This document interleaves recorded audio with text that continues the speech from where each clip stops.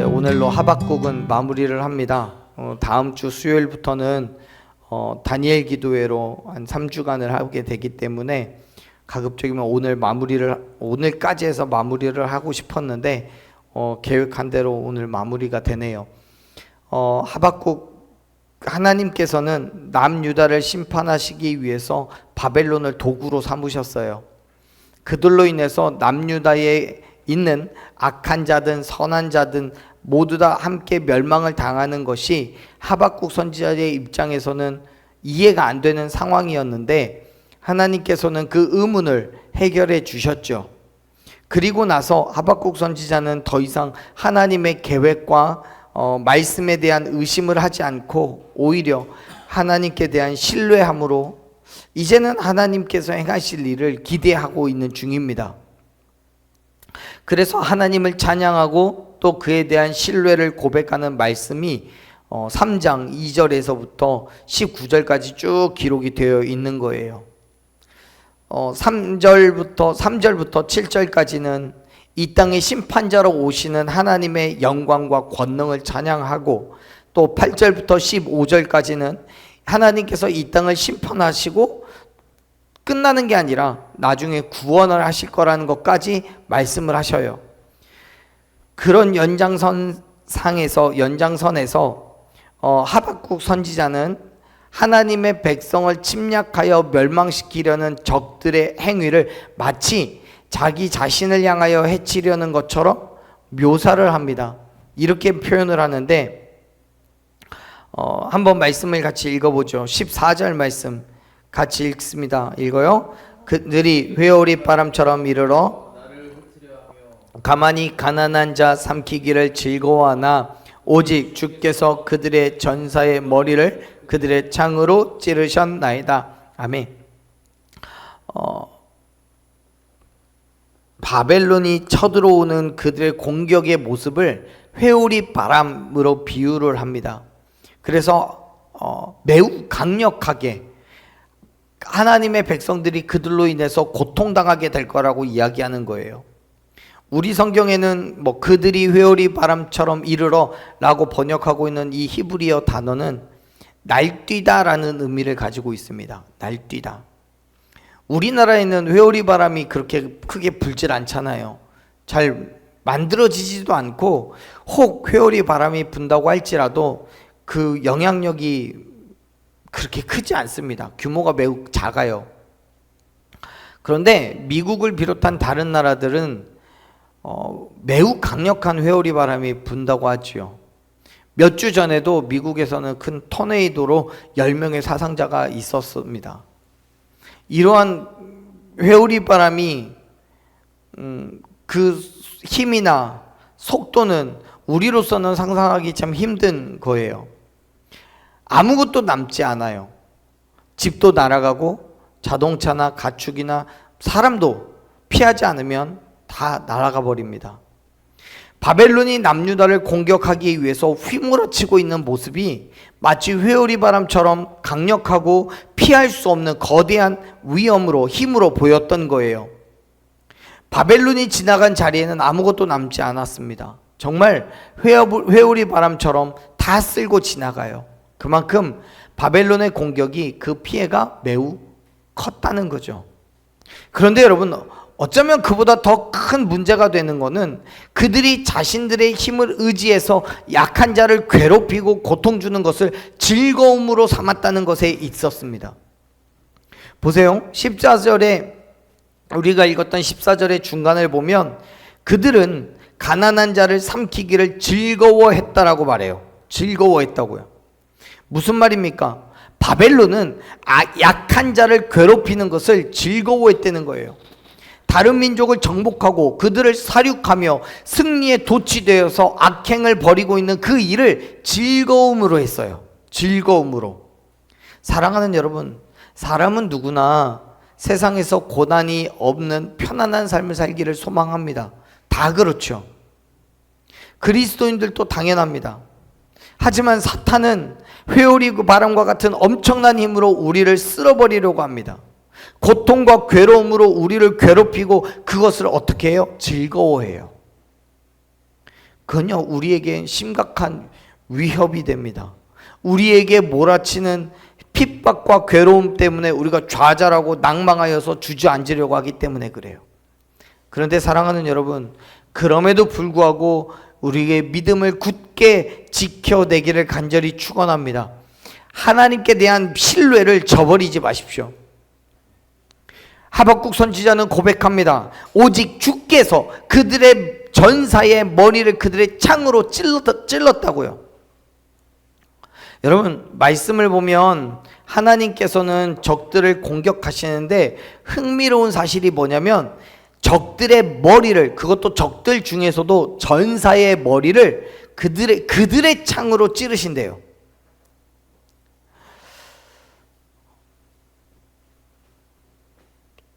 우리를 대적하는 수많은 대적자들 가운데서도 전사, 즉 힘이 있고 싸울 줄 아는 사람들, 싸울 줄 아는 대적들, 그들을 하나님께서 죽이시는데 머리를 창으로 찌르시는데 그 창이 누구 거라고요?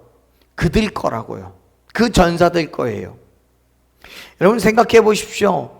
우리 적들의 힘은 매우 강력해서 그들을 붙잡을 힘도 우리에게는 없습니다.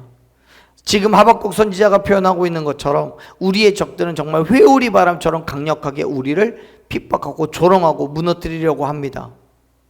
그 회오리 바람을 우리가 잠재울 수가 없다는 거예요. 그런데 여러분, 하나님께서는 오히려 적들의 무기로 그들의 생명을 빼앗아 저와 여러분에게 승리를 허락하여 주실 줄로 믿으시길 바랍니다.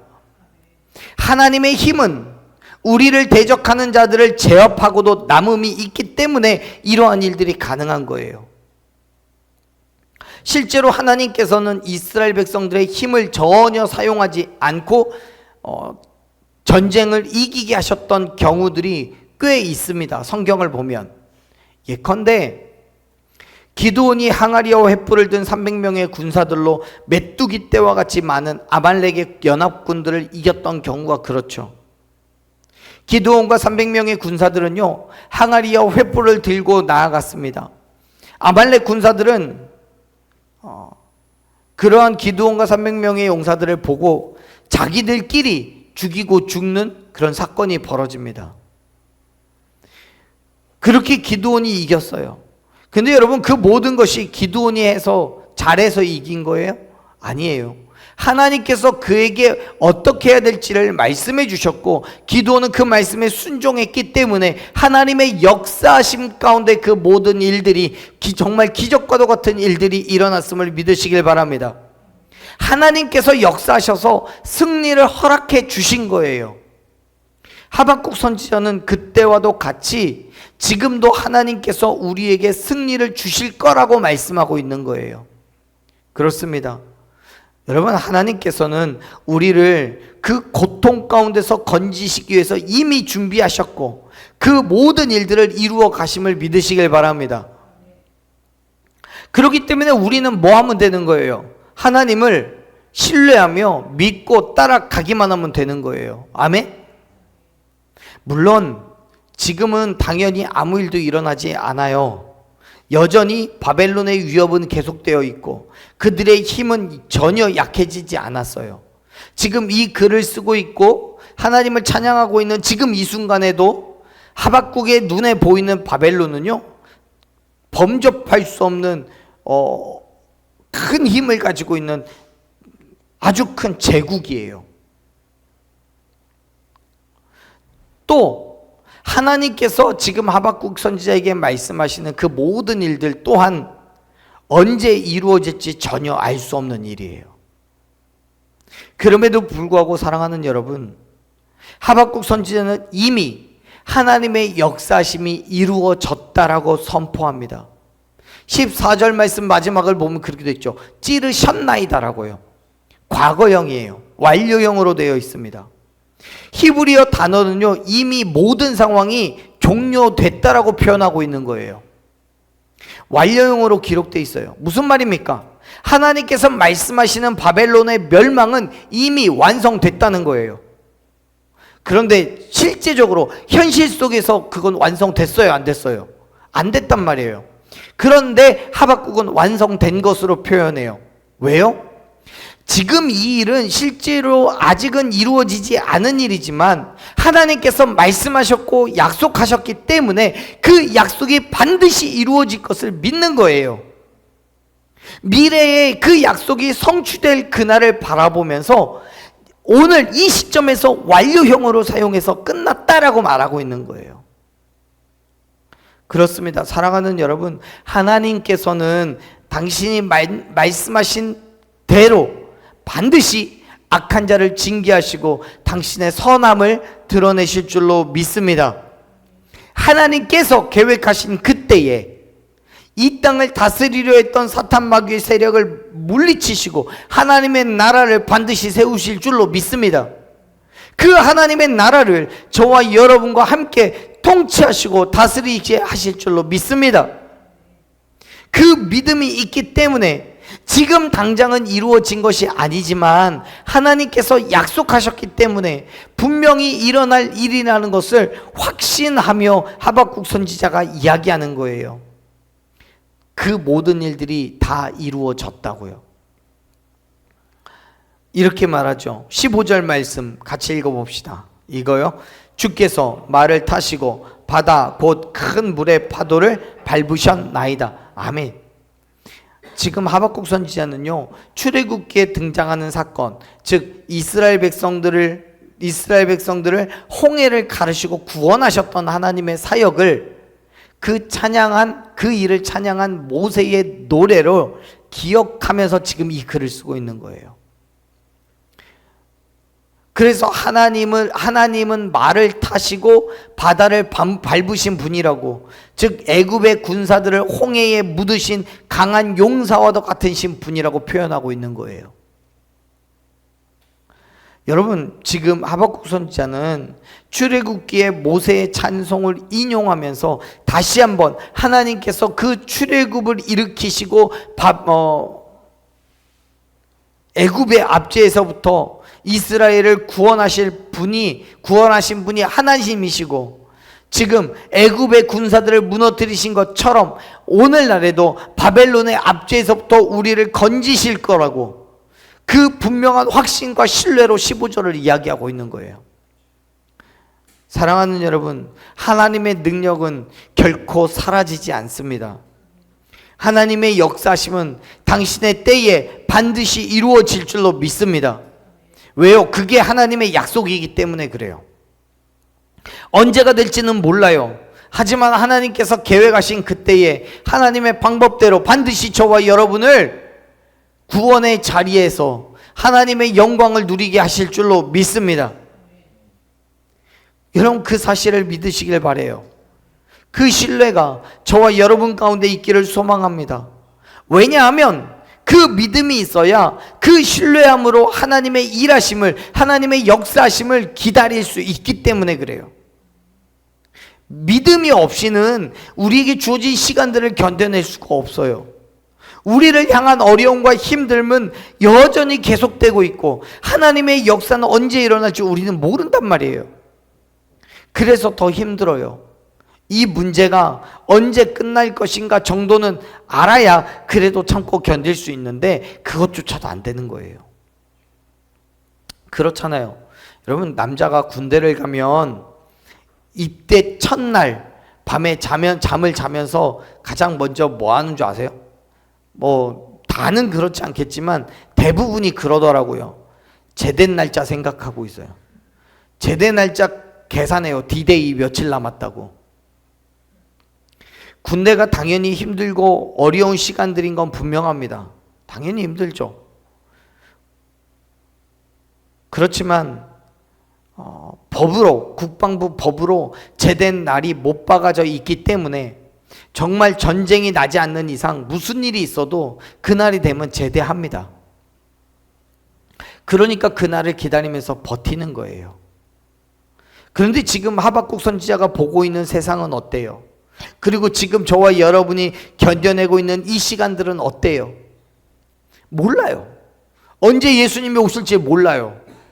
분명히 말씀은 하셨고 이렇게 저렇게 하시겠다라고 약속은 하셨는데 그 일이 언제일지를 몰라요. 정말 매정하게도 예수님은 우리에게 그 날에 대해서는 가르쳐 주시지 않고 징조만 가르쳐 주셨어요. 이러한 일이 있으면 그 날이 가까운 줄 알아라 라고만 말씀하셨어요. 그렇기 때문에 우리는 얼마나 더 이 시간을 견뎌내야 될지 몰라요. 그래서 더 힘든 거예요. 하지만 여러분, 지금 이 시간들을 참아내고 견뎌내고 나면 반드시 하나님의 약속의 때가 됐을 때 하나님의 말씀하신 대로 저와 여러분 가운데 행하실 줄로 믿으시길 바랍니다. 16절 말씀을 보십시오. 하나님의 심판에 대한 두려움을 말하고 있는데 이렇게 이야기를 하죠. 16절 같이 읽습니다. 내가 들었으므로 내 창자가 흔들렸고 내 입술이 떨렸도다. 우리가 우리를 치러 올라오는 환난 날을 내가 기다림으로 썩이는 것이 내 뼈에 들어왔으며 내 몸은 내 처소에서 떨리는도다. 아멘. 앞에서 하박국 선지자는 바벨론에 대한 하나님의 권능과 심판, 그리고 하나님의 백성의 구원을 찬양했습니다. 그리고 이제는 하나님의 심판을 당하는 자로서 두려움을 언급하면서 그럼에도 불구하고 하나님의 구원을 신뢰하는 믿음을 포기하지 않을 때 우리가 환난을 이겨낼 수 있다는 것을 선언합니다. 자, 보세요. 하박국 선지자는 하나님의 말씀, 즉 남유다가 바벨론에 의해서 멸망하게 될 거라는 말씀을 들었어요. 그리고는 어떻게 됐대요? 그의 창자가 흔들렸고 입술이 떨렸어요. 그의 창자, 즉 그의 마음, 그의 중심이 흔들렸다는 거예요. 온 마음이 두려움에 휩싸였어요. 그러나 하나님의 말씀은 돌이킬 수 없는 약속이기 때문에 반드시 이루어질 것을 하박국 선지자는 알았어요. 그래서 그 말씀을 세상에서 선포하는 것이 두렵고 떨리는 거예요. 그만큼 마음에 괴로움이 있었어요. 그래서 얘기하죠. 내 입술이 떨렸다고요. 하나님의 약속을 선포하는 자기의 입술이 떨렸어요. 자기 민족들이 하나님의 심판을 감당해야 될 것을 선포하고 있는데 그 사실이 너무나 힘든 거예요. 하지만 여러분, 그럼에도 불구하고 하박국 선지자는 하나님의 능력, 하나님의 구원하심을 신뢰하고 믿으며 모든 것을 견뎌내고 참아내라고 선언하고 있어요. 16절을 보면 분명하게 이야기합니다. 무리가 치러 올라오는 그날이 환난 날이 될 거라고요. 그런데 그 날을 내가 기다려요. 왜 기다려요? 그 날이 있어야 하나님의 구원을 경험할 수 있기 때문에요. 사랑하는 여러분, 우리가 겪어나가는 그 모든 시간들 속에서 여러 가지 모양으로 알거나 모르거나 힘듦도 있고 어려움도 있을 겁니다. 특별히 그리스도인으로서의 삶에 더 큰 힘듦과 어려움이 있습니다. 당연히 있습니다. 하지만 여러분, 그 모든 것들을 참아내고 견뎌내십시오. 하나님의 약속을 신뢰하시길 바랍니다. 하나님께서 말씀하신 그때가 되면 반드시 저와 여러분에게 구원의 은혜를 허락하여 주실 줄로 믿습니다. 그 은혜를 기대하는 거예요. 그 기대함으로 참아내고 견뎌내는 거죠. 자, 말씀을 좀 더 읽어봅시다. 17절 읽어봅시다.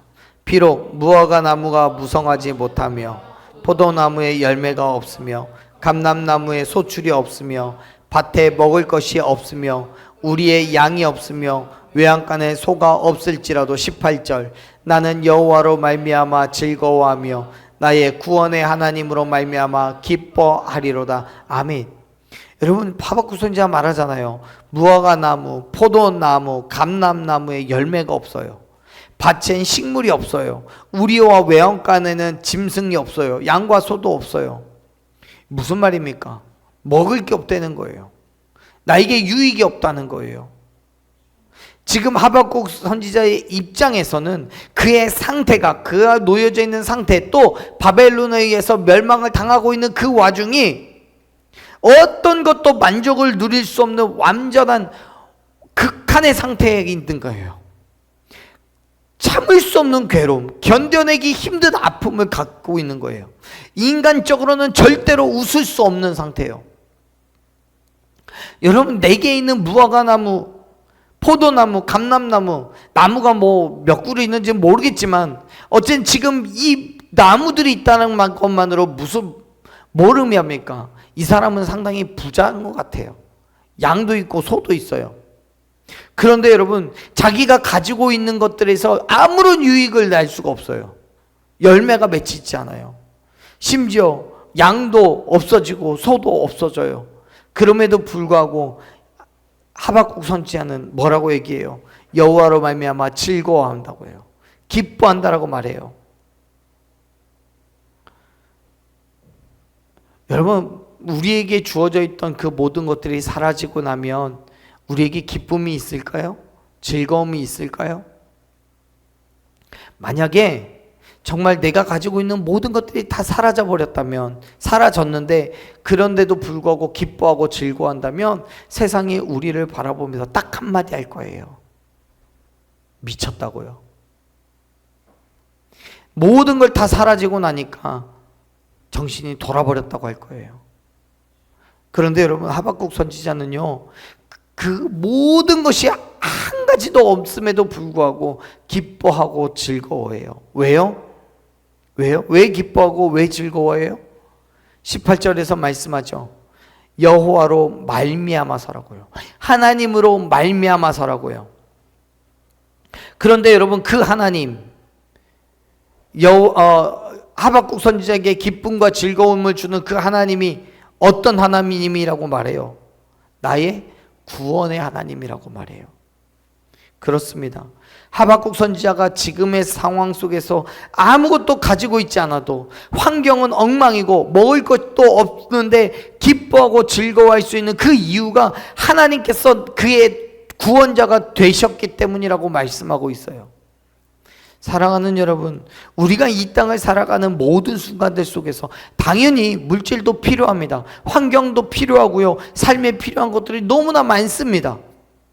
그러나 그 어떤 것과도 바꿀 수 없고 어떤 상황 가운데도 궁극적으로 필요한 것이 뭐냐면 하나님의 구원의 은혜임을 믿으시길 바랍니다.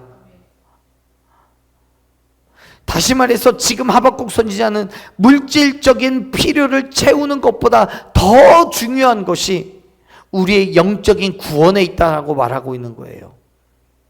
뿐만 아니라 18절에서 하박국 선지자는 하나님으로 말미암아 기뻐하고 즐거워한다잖아요. 여기에서 이 말미암아라고 번역하고 있는 히브리어 단어는 무엇 안에, 무엇으로 인하여 이런 의미를 가지고 있습니다. 즉 하박국 선지자가 즐거워하는 이유, 기뻐하는 이유가 뭐라고요?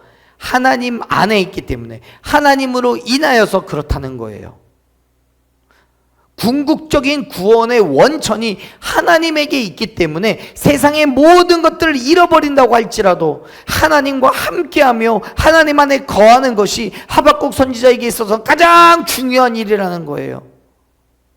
그렇습니다. 사랑하는 여러분, 지금 하박국 선지자는 환경이 변했기 때문에, 이전보다 물질이 많아졌기 때문에, 모든 악한 자를, 나를 핍박하고 조롱했던 모든 자들이 다 사라졌기 때문에 하나님을 찬양하고 있는 게 아니에요.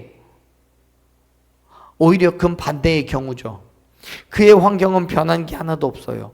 여전히 바벨론은 맹렬한 기세로 성장하며 남유다를 공격합니다. 하지만 여러분, 하박국 선지자는 하나님과 함께 있기 때문에 하나님으로 인하여서 더 이상 근심하지 않고 있음을 믿으시길 바랍니다. 믿음으로 산다는 거는요, 그런 거예요.